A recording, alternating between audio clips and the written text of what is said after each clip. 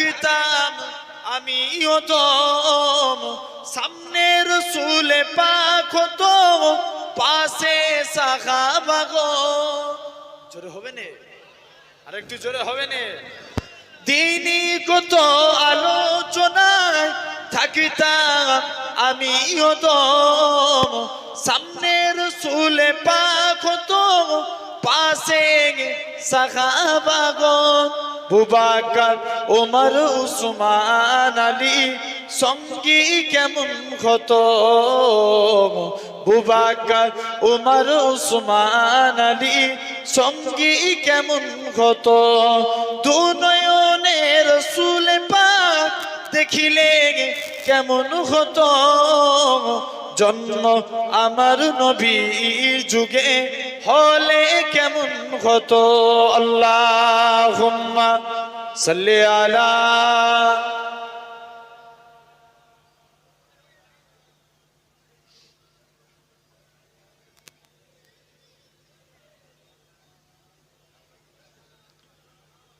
কালেমা লা ইলাহা ইল্লাল্লাহ, লা ইলাহা ইল্লাল্লাহ, লা ইলাহা ইল্লাল্লাহ,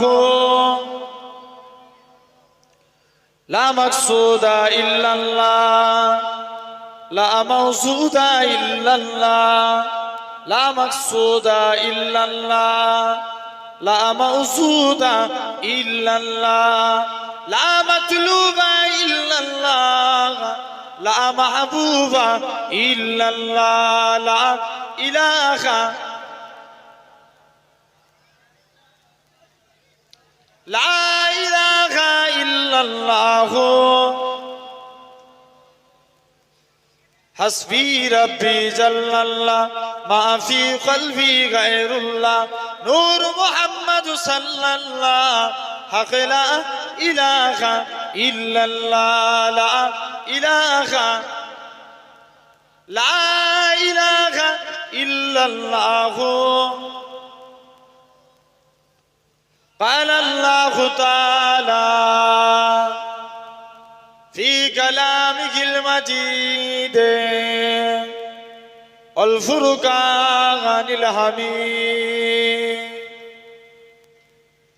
يا أيها الذين آمنوا لا ترفعوا أصواتكم فوق صوت النبي، وقال رسول الله صلى الله عليه وسلم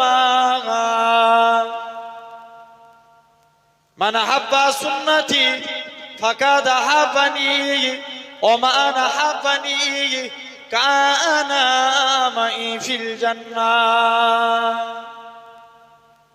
প্যারে হাজিরানি মজলিস, উপস্থিত এই মাহফিলে বসে থাকা বয়োজ্যেষ্ঠ আমার মুরুব্বিয়ান চাচাজান বোনেরা, সমবয়স্ক ইয়াং জেনারেশন, যুবক তরুণ ভাইরা, পর্দা আড়ালে অবস্থিত আমার মা ও বোনেরা, ইসলাম দরদি, নবী দরদি, নেককার, দিনদার, আল্লাহওয়ালা বাপ জানেরা, সকলকে জানাই গুনাহগারের তরফ হতে পিন্নঘর শরীফের পক্ষ হতে আপনাদের জানাই আন্তরিক সালাম ও মোবারকবাদ। খিদমতে আপনাদের এসেছি দোয়া নেওয়ার উদ্দেশ্যে, আল্লাহ পাকের দ্বীন ইসলামের খিদমত। মাশাআল্লাহ ভাইজান হুজুর কেবলা তাশরীফ এনেছেন, আলহামদুলিল্লাহ, খুশির সংবাদ। আল্লাহ পাক এতগুলো মানুষকে বসিয়েছেন, আল্লাহ পাকের দরবারে শুকর যে আল্লাহ বসিয়েছেন আপনার আমার শরীরকে সুস্থ রেখে সবল করে, ঠিক কি না? বসিয়েছে কে? সবাই মিলে বলো আল্লাহ। আল্লাহ বসিয়েছেন। আজ আপনি আমি এই জায়গায় বসেছি, আলহামদুলিল্লাহ। আল্লাহ পাকের দরবারে কোটি কোটি শুকর যে আল্লাহ আপনাকে আমাকে এই নিয়ামতপূর্ণ জায়গায় বসিয়েছেন। সে আল্লাহ পাকের দরবারে আমরা শুকরিয়া আদা করি, কারণ শুকরিয়া আদা করলে আল্লাহ খুশি হয়ে যায়। আল্লাহর কুরআন বলে লা ইন শাকারতুম লা আযীদান্নাকুম, বান্দা তোরা আমি আল্লাহ আমার শুকরগুজারি কর, আমি আল্লাহ তোদের উপরে খুশি হব, আমি আল্লাহ তোদের সওয়াবে ভরাবো। জোরে বলে, আর একটু জোরে হবে না? আমার ভাইরা যারা এখনো রাস্তাঘাটে আছেন, প্রত্যেকের নৈতিক কর্তব্য আজকের দিনে এই মাহফিলে এসে বসা। আমি সকলের কাছে রিকোয়েস্ট করব, আপনারা প্রত্যেকে এই মাহফিলের মধ্যে এসে বসে যান। আল্লাহ পাক রব্বুল আলামিন কবুল করেন। ভাইরা, যুবকেরা, কেননা এখন এই আমার দিকে খেয়াল করে, আটটার ভাইরাস বড় না গুনাহ বড়? জি গুনাহ বড় না ভাইরাস বড়? গুনাহ বড়, ঠিক কি না? ভাবতে হবে, আটটাকে আমাকে চিন্তা করা লাগবে ভাই, মনে মনে ভাবতে হবে। দেখেন, আটটি যদি গুনাহ থেকে বাঁচতে পারেন, ইনশাআল্লাহ ভাইরাস আপনার আমার থেকে দূরীভূত হবে। জোরে বলেন। করোনার ফার্স্ট ওয়েভ এসেছে, হেফাজত করেছে কে? আল্লাহ। সেকেন্ড ওয়েভ এসেছে, হেফাজত করেছে আল্লাহ।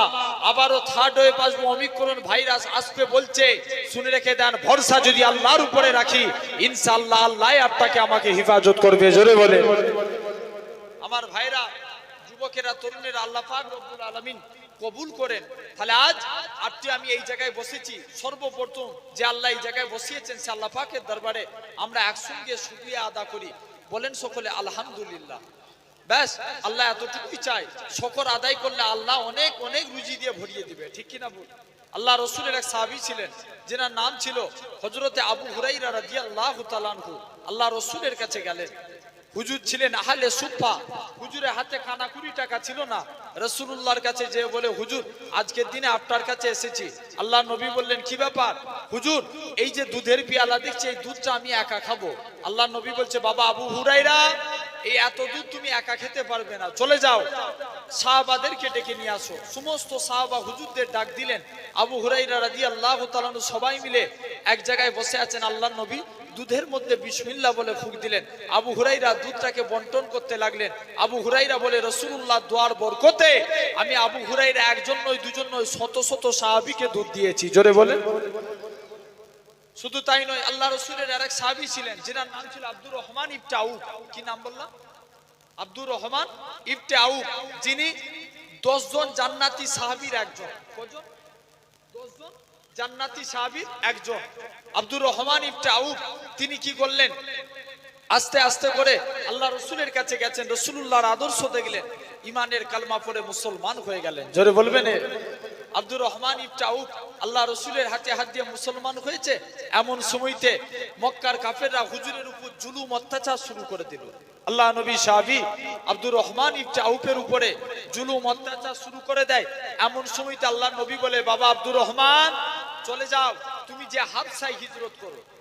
মক্কার জমিনে কোটি কোটি টাকার সম্পত্তি, নিজের স্ত্রীকে যে বললেন, স্ত্রী ইসলামের স্বার্থে আমি হাবশায় যাব, তুমি কি আমার সঙ্গে যাবে? স্ত্রী বলে, না, আমি আজকের দিনে সম্পত্তি ছাড়তে পারি না, তুমি চলে যাও। স্ত্রী ছেড়ে দিলেন, সমস্ত কিছু ছেড়ে হাবশায় চলে গেলেন।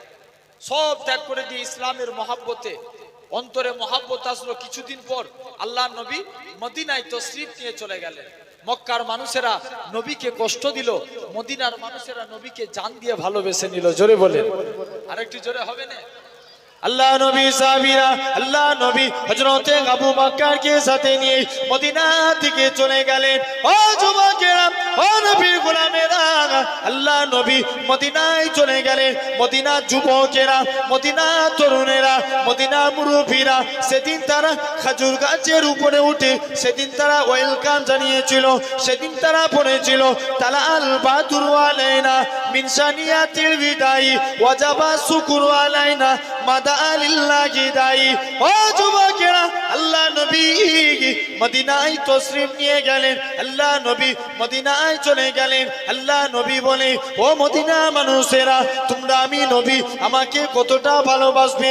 মদিনা যুবকেরা, মদিনা তরুণেরা বলেছিল, ওগো নবী, মনে কষ্ট দিবেন না, যতক্ষণ আমাদের শরীরে জানটুকু বেঁচে থাকবে আপনার ক্ষতি হতে দেব না।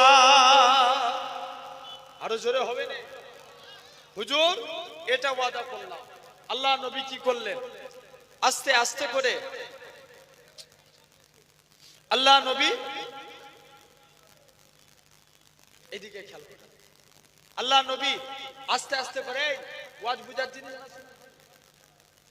বুঝার জিনিস বুঝতে হবে না, বুঝতে পারলে সব বেকার, ঠিক না ভুল ভাই? মূল জিনিস, কারণ নালে শুনবা এক কান দিয়ে আর এক কান দিয়ে বার করে দিবে, শুনে কোনো লাভ হবে? কোনো লাভ নাই। মেন জিনিস আগে বুঝতে হবে। আল্লাহ রসুলের সাহাবী হযরতে আব্দুর রহমান ইবনে আউফ, তিনি কি করলেন? রাসূলুল্লাহর কাছে আসলেন, খুব অসহায়, কোটি কোটি টাকার সম্পত্তি সব ত্যাগ করে দিয়েছে। আল্লাহ নবী বলছে, বাবা আব্দুর রহমান, তুমি আজকে বড় একা হয়ে গেছো না? আব্দুর রহমান বলে, হুজুর আপনি আমার জন্য দোয়া করুন, এটাই আমার জন্য যথেষ্ট। জোরে বলবেন, আরেকটু জোরে হবে না? আল্লাহ নবী সাহাবী আব্দুর রহমান ইবনে আউফ তিনি কি করলেন, আস্তে আস্তে করে আল্লাহ রসুলের সাহাবী আব্দুর রহমান ইবনে আউফ তিনি আস্তে আস্তে করে আল্লাহ রসুলের দরবার থেকে বেরিয়ে গেলেন। আল্লাহ নবী বলে, বাবা শুধু দোয়া করব? হুজুর হ্যাঁ দোয়া করুন।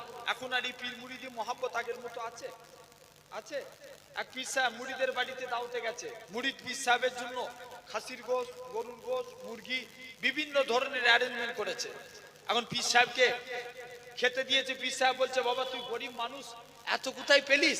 বলছে, না হুজুর আজকের দিনে আমি এত কিছু পেয়েছি, যা হচ্ছে সব আপনার জুতোর সিলাই। কে বলছে? মুরিদ বলছে। দেখেন কেমন পীর মুরিদি মহব্বত।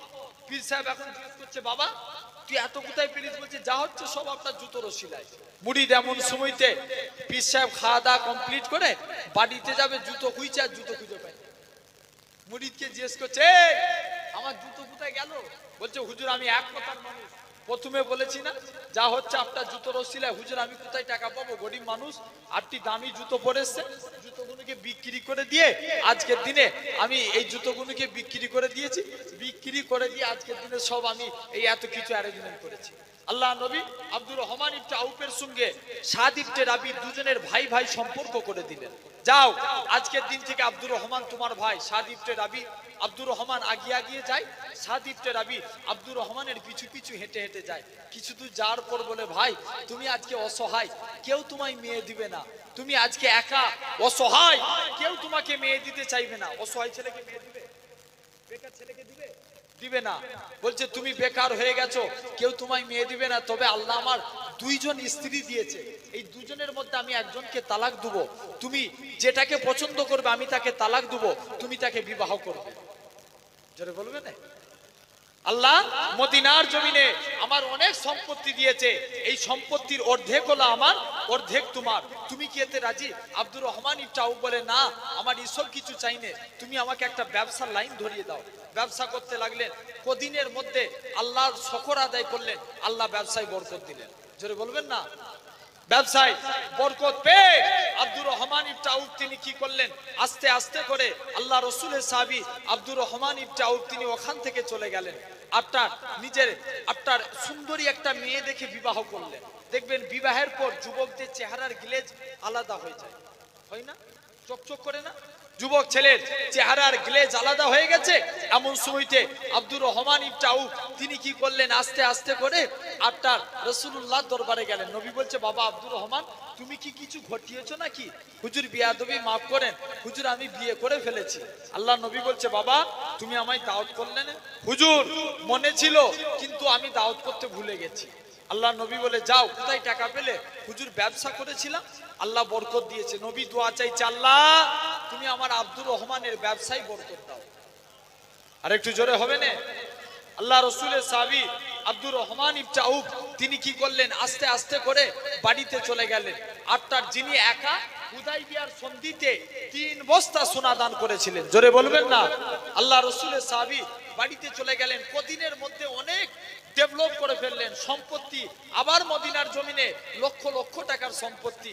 ছেলেদেরকে ডেকে বলছে, বাবা দুনিয়ার জমিনে আল্লাহ টাকা পয়সা অনেক দিয়েছে, কিন্তু আল্লাহর কাছে কোন মুখ নিয়ে দাঁড়াবো?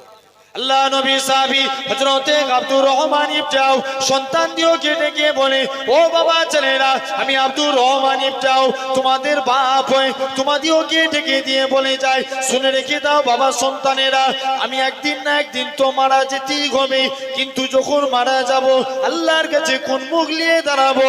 ও বাবা ছেলেরা, কাল কিয়ামতের ময়দানে আল্লাহ পাক যদি জিজ্ঞাসা করে, আব্দুর রহমান দুনিয়ায় পাঠিয়েছিলাম কি করেছিলিস? আমি আব্দুর রহমান তখন চিঠিখানা, আমি যে বদরের যুদ্ধে শরীক হয়েছিলাম, বদরের টেস্টখানা দেখিয়ে দেবো, আমার আল্লাহকে জানিয়ে দেবো, আল্লাহ পাক আমি আপনার গোলাম, দুনিয়ার জমিনে আমল তেমন কিছুই করিনি, আমি আপনার গোলাম আমল তেমন কিছুই করিনি, আমি আপনার গোলাম বদরের যুদ্ধে শরীক হয়েছিলাম।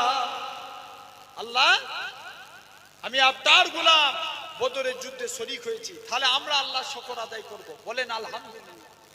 আরো জোরে হবে না? ব্যাস আমরা সবাই আল্লাহর মুমিন বান্দা হতে চাই তো?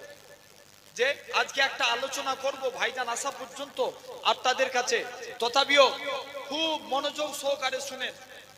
গুটি কয়েক কথা আপনাদেরকে বলে দিয়ে যায়। মুমিন হতে চাই? কারা কারা চাই হাত তুলে দেখাও দেখিনি। না রে তাকবীর, আওয়াজ জোর করে হবে, স্লো মোশন দিলে হবে, আরো জোরে না রে তাকবীর। মুসলমানরা বাঘের মতন আওয়াজ করবে, ঠিক কি না? এই যে হাত তুললাম, কষ্ট নিলেন? দেখলো কে? আল্লাহ। এক মেয়ে ছেলে চিরজীবন জিনা করেছে, কুকুরের মুখে পানি দেওয়ার জন্য যদি আল্লাহর গুনাহ মাফ করতে পারে, আর আমরা হাত তুলেছি, আল্লাহ কি এর ওসিলায় মাফ করতে পারে না? অবশ্যই পারে। তাহলে আমরা আল্লাহর উপরে ভরসা করে হাত তুলেছি, আমরা মুমিন বান্দা হব, বলেন ইনশাআল্লাহ। আমার ভাইরা, একটা কোরআন শরীফ, কোরআনে একটা আয়াতের উপর আলোচনা করব। তার আগে মুমিন না হলে যতই যাই করি কোনো কাজে লাগবে? আমার ভাইরা, আগে আপনাকে আমাকে মানতে হবে। আল্লাহ পাক কোরআন শরীফ সূরা বাকারা 208 নম্বর আয়াতের মধ্যে আল্লাহ বলছেন, ইয়া আইয়ুহাল্লাযীনা আমানু উদখুলু ফিস সিলমি কাফা ওয়া লা তাত্তাবিউ খুতুওয়াতি শাইতান ইন্নাহু লাকুম আদুব্বুম মুবিন। আল্লাহ বলছে বান্দা, 208 নম্বর আয়াত, এই আয়াতের ব্যাখ্যা আপনাদের কাছে ইনশাআল্লাহ করে যাব। তথাপিও তার আগে আল্লাহর মুমিন বান্দা হতে হবে, ঠিক কি না?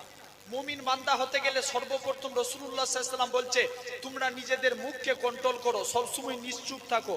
মুখে কথা বললে গুনাহ বেশি হবে না আপনার চুপ থাকলে গুনাহ বেশি হবে? যে কথা বললে, খুব ভালো করে বুঝেন, মুখে কথা বললে বেশি গুনাহ হবে। আল্লাহ রাসূলের কাছে এক সাহাবী আসলেন। সাহাবী তিনটে বদঅভ্যাস ছিল। নামাজ পড়তো না, জিনা করত, মদ্যপান করত। কটা বদঅভ্যাস? তিনটে। তুমি যদি মুখকে কন্ট্রোল করতে পারো, আল্লাহ রাসূল বলছে মিল লিসানিহি ওয়া ইয়াদিহি, আগে হাতের কথা বলা হয় না, আগে মুখের কথা বলা হয়েছে। মুখকে আগে কন্ট্রোল করতে হবে। জেনে রাখবেন, আমাদের ঘরের কিছু কিছু ইয়ং ছেলেরা বলে, মুখে দিয়ে এমন নাপাক নাপাক কথা বলে, যদি বলে আপনার বাজারের নাম কি? বাগজলা, তাই তো? এখন মনে করেন যদি কেউ বলে এই বাগজলা বাজারে যাব, বাড়িতে এসে অমুক জায়গায় যাব, দেখবেন 4বার 5বার মুখ দিয়ে একটা নাপাক কথা বলে। ভুল বলছি আমি? সমাজদার কে লিয়ে ইশারা মে কাফি হয়। খুব ভালো করে বুঝবেন, এরকম কথা বলে।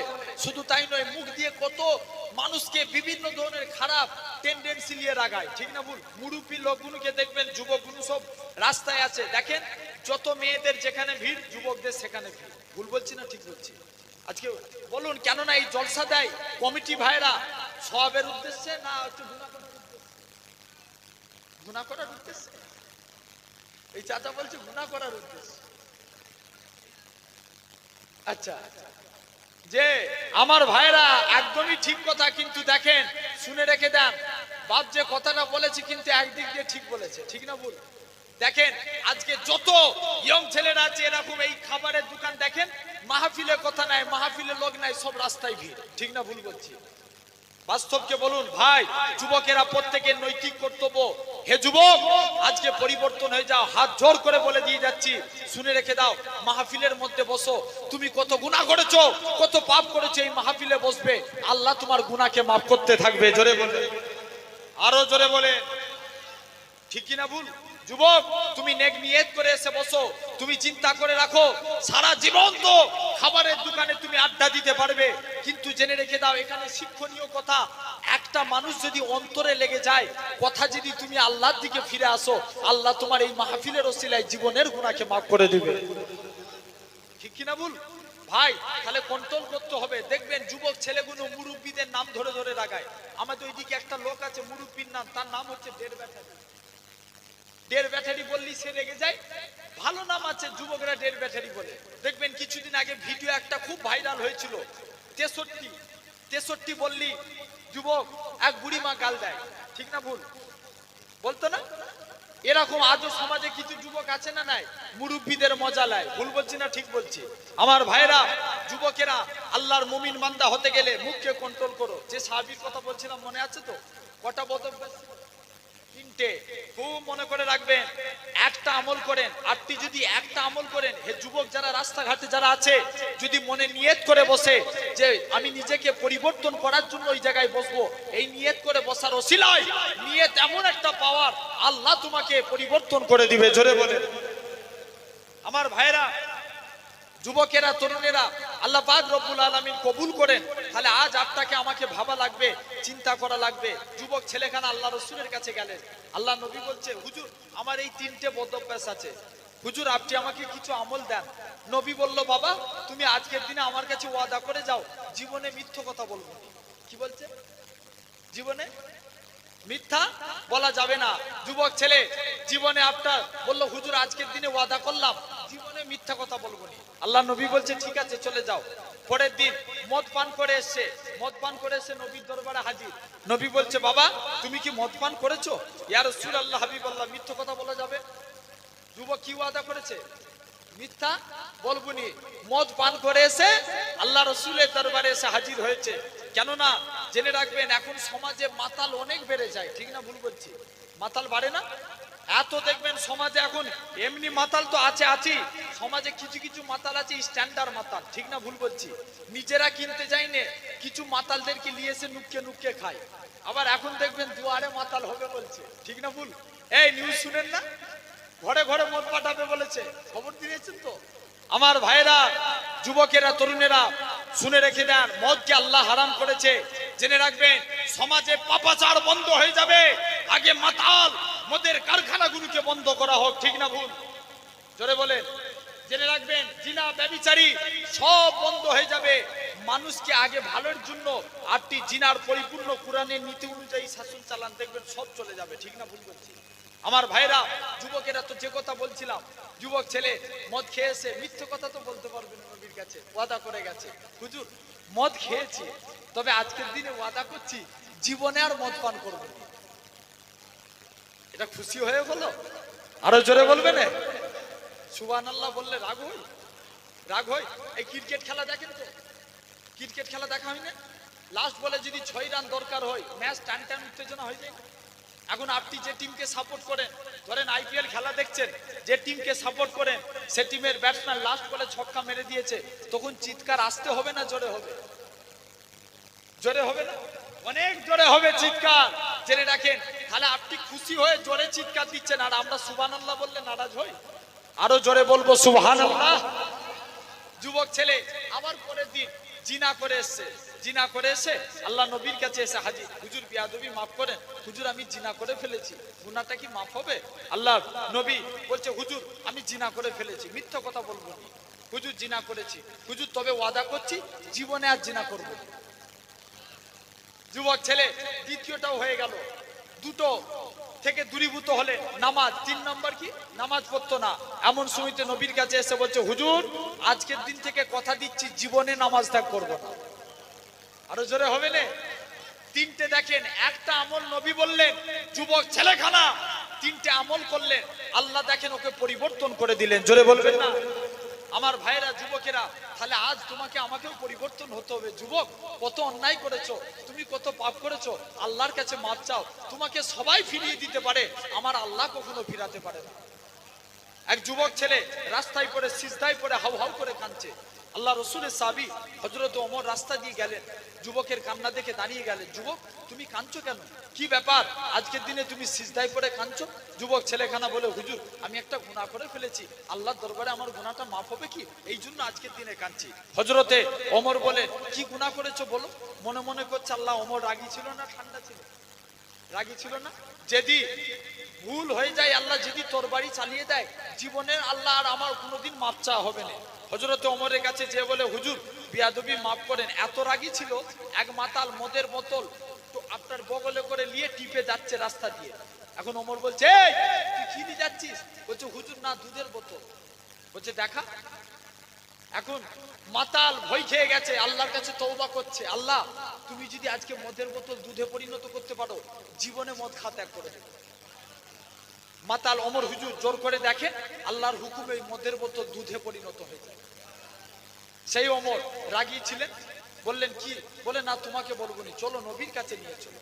আল্লাহ নবী সাহাবী হযরতে ওমর রাদিয়াল্লাহু তাআলা আনহু হুজুর আমার কি করলেন, আস্তে আস্তে করে হযরতে ওমর ওই যুবক ছেলেটাকে আল্লাহ নবী হুজরা মুবারকে নিয়ে চলে গেলেন। আল্লাহ নবীকে গিয়ে সালাম খানা দিতে লাগে আসসালাতু ওয়াসসালামু আলাইকা ইয়া রাসূলুল্লাহ হাবিবাল্লাহ ও যুবকেরা আল্লাহ নবী সালামের উত্তর দিলেন এ হযরত ওমর কি জন্য তুমি সালাম দাও হযরতে ওমর বলেছিলেন ইয়া রাসূলুল্লাহ হাবিবাল্লাহ হুজুর একটা যুবককে আপনার কাছে এনেছি সে কি এমন অন্যায় করেছে যে আপনার কাছে এনেছি আল্লাহ নবী যুবকটাকে কাছে ডাকলেন ওগো বাবা যুবক বলো তো দেখি কি এমন অন্যায় করেছো যুবকটা কাঁদে আর বলে ইয়া রাসূলুল্লাহ হাবিবাল্লাহ হুজুর আমি এমন গুনাহ করেছি হুজুর আমি এমন পাপ করে ফেলেছি হুজুর আমার মন বলে হুজুর আমার মাপ হবে না আল্লাহ নবী বলে ওগো বাবা যুবক তোমার গুনাহটা কি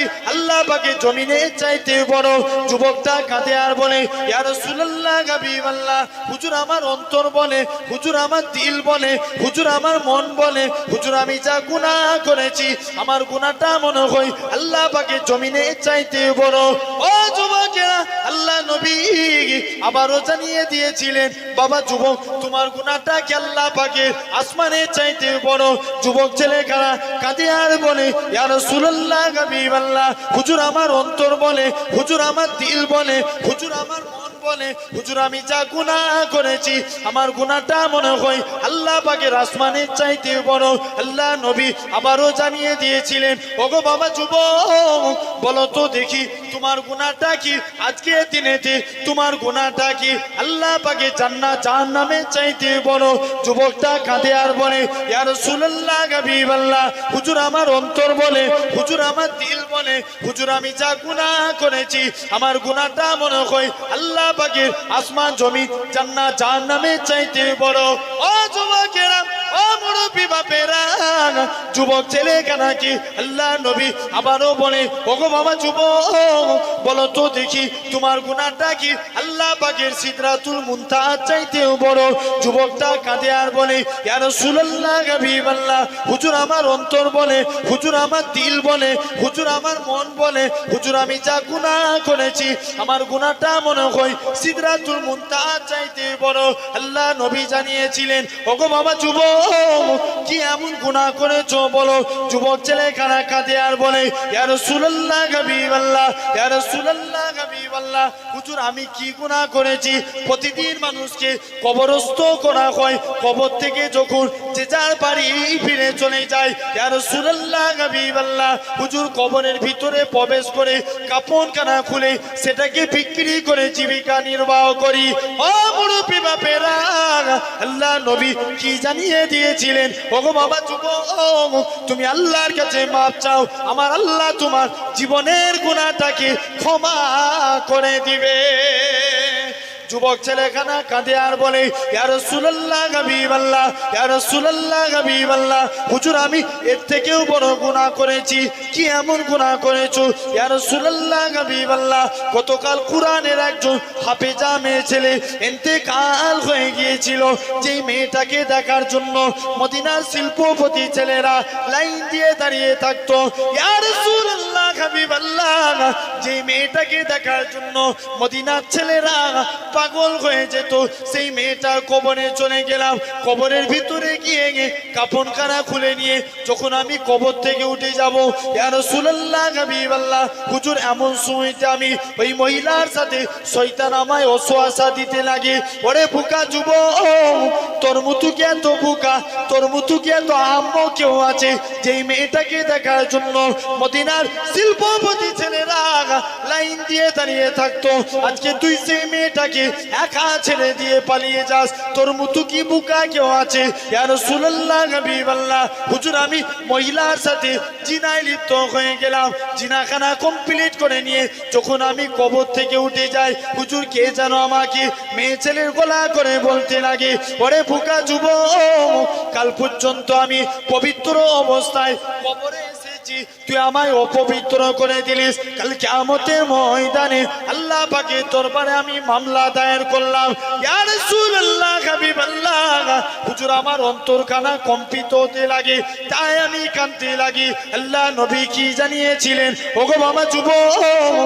বেরিয়ে যাও তোমার গুনাহটা আল্লাহ পাকের দরবারে মাপ হবে কি এটা তো আমি নবী বলতে পারবো না এখান থেকে তুমি বেরিয়ে যাও যুবক ছেলেখানা বেরিয়ে চলে গেলেন এরকম ভাবে আল্লাহর কাছে কাঁদতে লাগলেন। আল্লাহ পাক নবীর কাছে বড় আশা নিয়ে আসলাম, নবী তাড়িয়ে দিয়েছে, এখন একমাত্র আপনি ভরসা।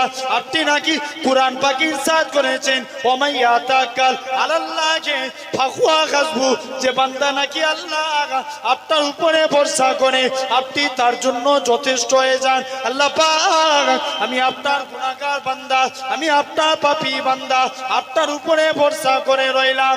ও যুবকেরা, আমার আল্লাহ জানাবেন সাদ্দাক্তা আব্দি, পরে আমার বান্দারি তুমি সত্য কথা বলেছো।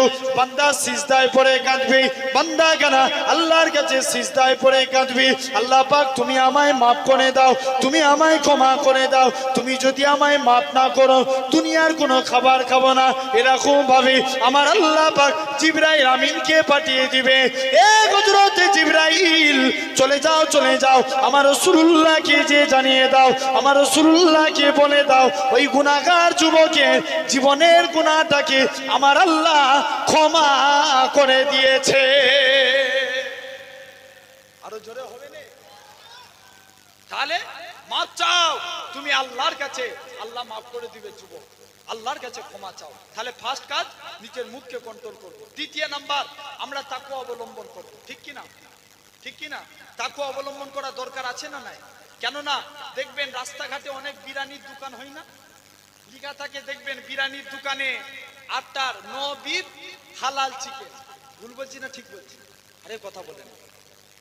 কুরআন শরীফের একটা আয়াত, আলা ইন্না আউলিয়া আল্লাহি লা খাউফুন, এখানে খাউফ মানে ভয়, আর আল্লাহ অনেক জায়গায় বলছেন ইয়া আইয়ুহাল্লাযিনা আমানুত্তাকুল্লাহ, তাকওয়া মানে ভয়, তাকওয়া মানে আল্লাহকে ভয় করে গুনাহ থেকে দূরে সরে থাকা। জোরে বলবেন।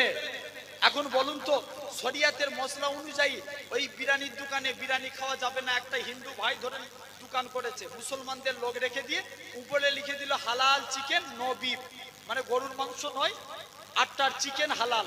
এখন বলুন ওই বিরিয়ানি খাওয়া যাবে না যাবে না? জি, শরিয়াতের মশলা অনুযায়ী যাবে, কিন্তু তাকওয়াতান ক্ষেত্রে কি খাওয়া যাবে? কথা বলেন। আরে কথা বলো একটু। খাওয়া যাবে? যাবে না। যারা তাকওয়া অবলম্বন করে দেখবেন প্রস্রাবে ছিটা লেগে গেছে প্যান্টে, আপনি ওই জায়গাটা একটুখানি পানি দিয়ে ধৌত করে পরিমাণ দেখতে হবে, এটা পরে নামাজ পড়া যাবে না যাবে? পানি দিয়ে একটুখানি ধৌত করে দিলে নামাজ পড়া যাবে। অনেক ছেলের বদ অভ্যাস আছে, প্রস্রাব করলে দেখবেন উঠে যখনই দাঁড়ায় ভালোভাবে পিশাবের পূর্ণতা আদায় করে না, উঠে দাঁড়ালি একটু বা দুটো বা প্রস্রাব দেখবেন লুঙ্গি বা প্যান্টে পরে আছে না না? এরকম শতকরা 90% ছেলের হয়। তবে জেনে রেখে দেন, তাহলে এটা করলে কিন্তু আপনার কি হবে? এটা করলে আপনার নামাজ হয়ে যাবে, কিন্তু তাকওয়াতান ক্ষেত্রে কি নামাজ হবে? হবে না। তাহলে আপনাকে আমাকে তাকওয়া অবলম্বন করা লাগবে। ঠিক কি না? মানুষকে মুমিন বান্দা হতে গেলে ভালো কাজের আদেশ করব, বলেন ইনশাআল্লাহ। ঠিক কি না? মানুষকে ভালো কাজের আদেশ করব। এখন ভালো কাজের আদেশ যদি তুমি করতে যাও ঘুরিয়ে নিচে ঝাড় খাবে। ঠিক না ভুল বলছি? কোন মুরব্বি যদি একটা যুবককে যে বলে এই তোরা চ ওয়াজ হচ্ছে ওইখানে বসবি, চ এখানে ভিড় করছি কেন, যদি এই কথা বলে দেখবেন ঘুরিয়ে যুবক মুরব্বিকে দু চারটে কথা বলে দেবে। ঠিক না ভুল বলছি? বলে তোমার নিজের দরকারেই তুমি যাও না, আমাকে জ্বালাচ্ছ কেন? ভুল বলছি? এই জোরে বলো ভাই। তাহলে মানুষকে দেখবেন ভালো কাজের আদেশ কেউ করতে চাই না, জানে পরের ছেলে পরমানন্দ, যত উচ্ছন্নে যাবে তত আনন্দ। আমার ভাইয়েরা, যুবকেরা, তরুণেরা দেখবেন আপনার কত বন্ধু। হে যুবক, তোমার কত বন্ধু আছে, তুমি 500 টাকা এমনি চাও দিবে? আর যদি বলো ভাই একটা বিমল খাওয়া, তো খাবে না? খাবে কথা বলেন। এই খাবে না? অবশ্যই খাবে, জানে তো উচ্ছন্নে যাবে যাক। ঠিক না ভুল বলছি? কথা বলেন। আমার ভাইরা, যুবকেরা, তরুণেরা শুনে রেখে দাও, হে আমার যুবক ভাইরা, পরিবর্তন হন। কেননা মানুষকে সবসময় আমরা ভালো কাজের আদেশ করব, বলেন ইনশাআল্লাহ। আল্লাহ রসুলের বেটি ছিলেন ফাতেমা। কি নাম বললাম? ফাতেমা রাদিয়াল্লাহু তাআলা আনহা। দেখেন তার এক ইহুদির বান্ধবী ছিল। কে ছিল বান্ধবী? ইহুদির মেয়ে এক বান্ধবী ছিল। ইহুদি তার মেয়ের জন্য একটা পাত্রের ঠিক করেছে। খুব মনোযোগ দিয়ে শুনেন। পাত্রের ঠিক করেছে, মা আমাদের সজাতি ইহুদি ছেলের সঙ্গে তোর বিবাহ দেব। মেয়ে বলে আব্বা বিয়ে তো করব, তবে আজকের দিনে শুনে রেখে দাও, আজকে আমার অনেক বন্ধু বান্ধব আছে, আমি একটা দিনের সময় চাইছি। কদিনের?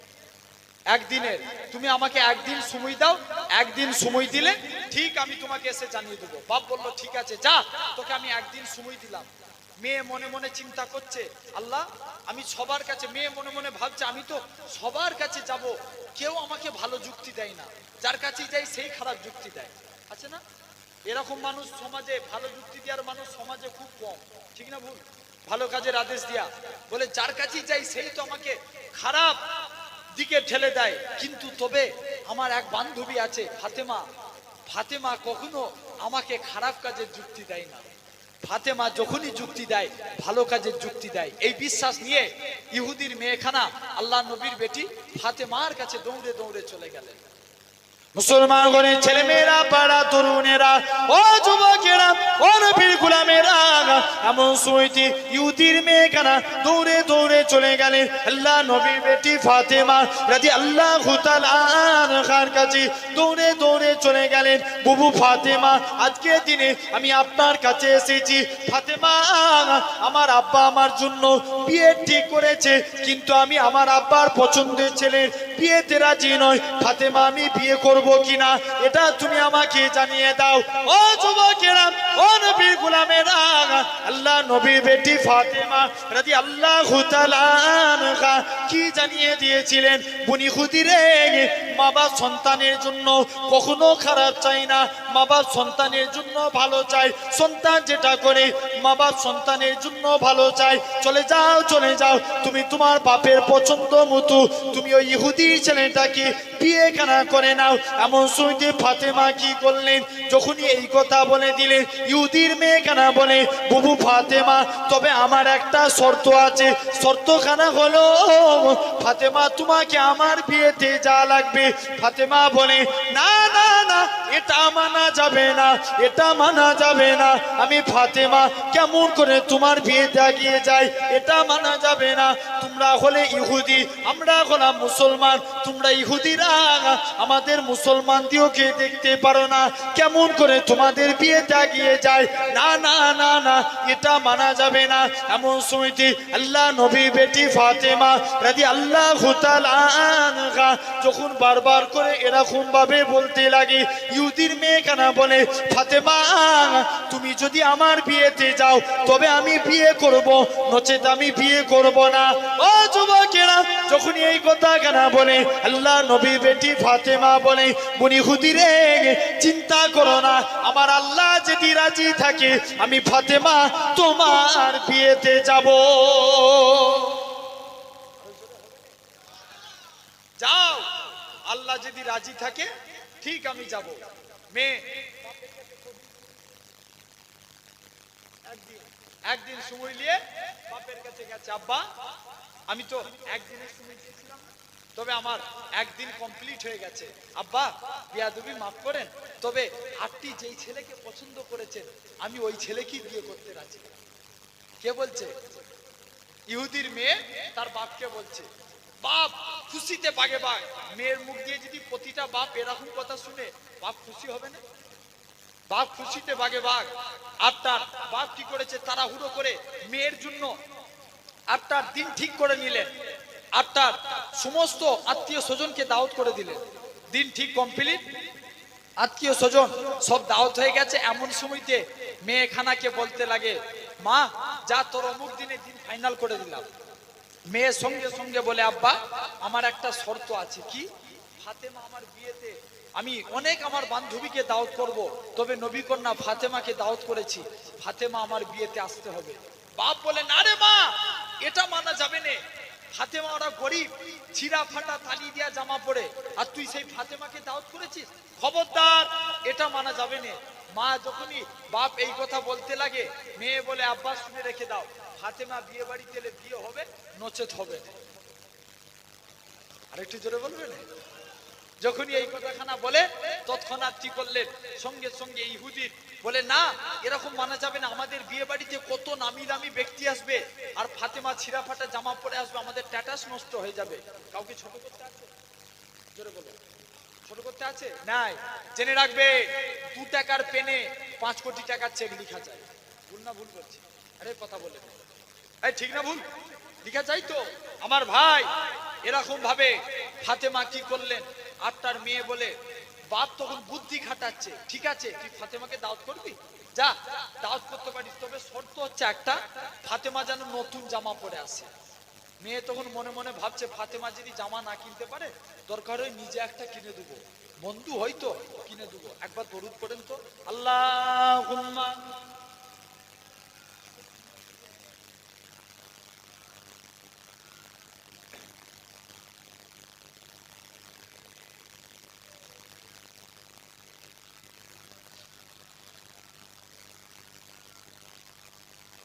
জাহানা জুড়ে মোহাম্মদুকা নিশানা ঠেকের যাতা গে। জোরে বলবেন সুবহানাল্লাহ, আরেকটু জোরে হবে না? জাহানা জুড়ে মোহাম্মদুকা নিশানা ঠেকের যাতা গে। জাহানা জুড়ে মোহাম্মদুকা নিশানা ঠেকের যাতা গে। तो फिर चलता हुआ एक दम, तो फिर चलता हुआ एक दम जमाना ठहर जाता है। अरे जोरे होवे ने। तो फिर चलता हुआ एक दम जमाना ठहर जाता है। कसम खा के मैं कहता हूँ के गारे सूरा पर जाकर, कसम खा के मैं कहता हूँ के गारे सूरा पर जाकर, कसम खा के मैं कहता हूँ के गारे सूरा पर जाकर, जमाने पर किया रोका याराना ठहर जाता है। जमाने पर किया रोका याराना ठहर जाता है। गवाह है मस्जिदे नबवी के दीवारे के सजदे में। जोरे होवे ने, आरो जोरे होवे ने। गवाह है मस्जिदे नबवी के दीवारे के सजदे में। गवाह है मस्जिदे नबवी के दीवारे के सजदे में। नवासा हो जो कंधों पर, नवासा हो जो कंधों पर, तो आना ठहर जाता है। जगह हो को बचाना है, जगह बातिल मिटाना है। जगह हो को बचाना है, जगह बातिल मिटाना है।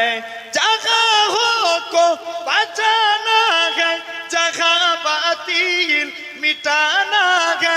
जगह हो को बचाना है, जगह बातिल मिटाना है। वहाँ मेरे मुहम्मद का, वहाँ मेरे मुहम्मद का दीवाना ठहर जाता है। अरे जोरे होवे ने। वहाँ मेरे मुहम्मद का दीवाना ठहर जाता है। अल्लाहुम्मा।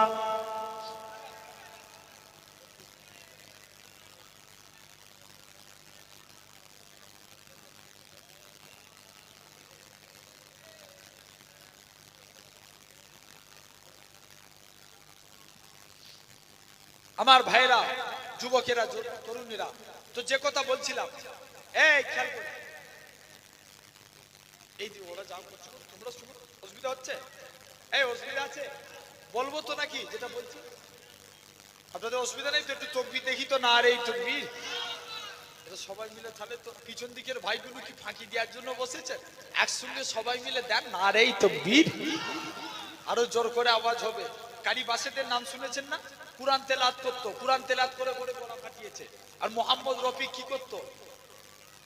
গান করতো, দুজনই মুসলমান। আল্লাহ জান্নাতি করবে কারি বাসেদকে, কারণ আল্লাহর দিনের জন্য গলাকে ব্যয় করেছে। জোরে বলবেন আমার ভাইরা, জোরে তাকবীর দিব, নারে তাকবীর, আরো জোরে নারে তাকবীর, নারে তাকবীর, মাশাআল্লাহ।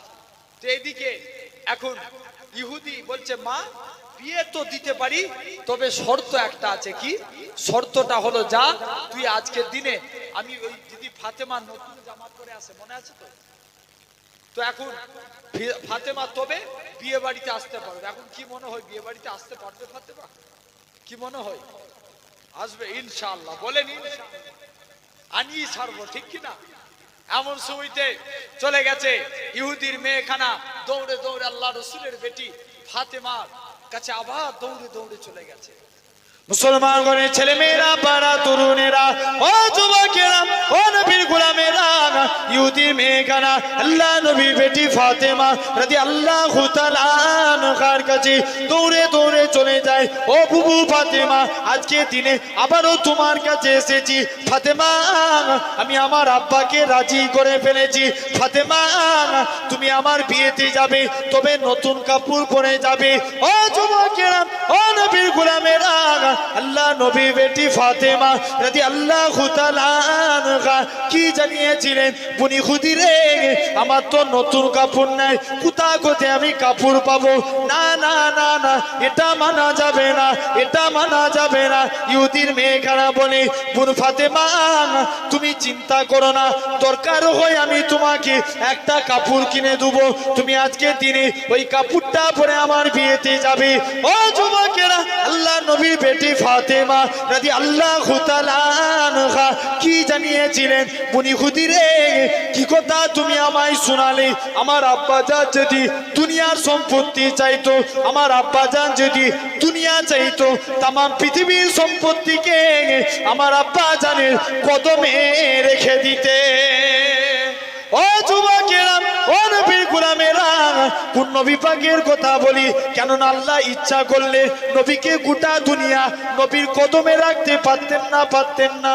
কেননা যে নবীকে আমার আল্লাহ কতটা ভালোবাসে, গোটা কোরআন তন্ন তন্ন করে দেখেন। আল্লাহ পাক আমার নবী কোন জায়গায় নাম ধরে ডাকে না।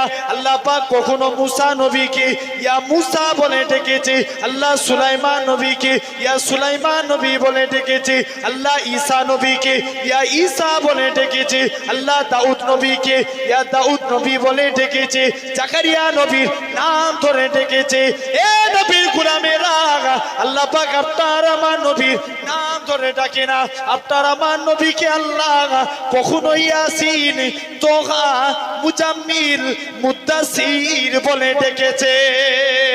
ও যুবকেরা, ও নবীর গোলামেরা, বলুন তো দেখি, 1,24,999 জন, মতান্তরে 2,24,999 জন আল্লাহ পাক নবী রসুল পাঠিয়েছে, কিন্তু কোন নবীর কলেমা শেষে কি রসুলুল্লাহ লেখা আছে?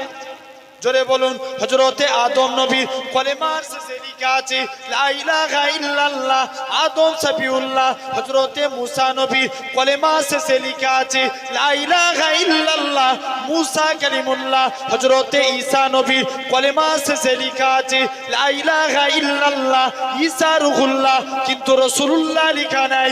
এ নবীর গোলামেরা, কিন্তু আপনার আমার নবীর কলেমা হলো লা ইলাহা ইল্লাল্লাহ মুহাম্মাদুর রাসূলুল্লাহ। যুবকেরা, আপনারা তরুণেরা, এমন সময়তে হযরতে ফাতেমার কাছে ইহুদির মেয়েখানা এসে কাঁদে আর বলে, ফাতেমা, তুমি আজকে দিনে আমার বিয়েতে আসবে কিনা বলো। ফাতেমা বলতে লাগে, বুনি ইহুদি রে, চিন্তা করো না, আমার আল্লাহ যদি রাজি থাকে